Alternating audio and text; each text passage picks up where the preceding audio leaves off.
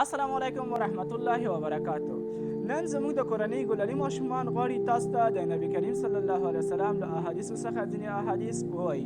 دا له موږ سره واورئ تر څو پورې له ثواب څخه برخمن شئ او له ملګرو سره یې هم شریک کړئ. تاسو ته به الله جل جلاله اجر درکړي. الرحمن الرحیم. رسول الله صلی الله علیه وسلم فرمایي چې د ټولو لوی ګناهونه د الله جل جلاله سره شرک کول، د چا وژل او مور او پلار ته ازار رسول دي. بسم الله الرحمن الرحیم. رسول الله صلی الله علیه وسلم فرمایي الله تعالی ته تیر عمل هغه دی چې همیشه وي کیسه هم لږ وي. رسول الله صلی الله علیه وسلم فرموده هیڅ خر مو پکې خاموش باش. بسم الله الرحمن الرحیم. رسول الله صلی الله علیه وسلم فرمایي هر چا چې قرآن کریم ختم کړ ختم څخه وروسته د هغې دعا قبلېدونکې ده.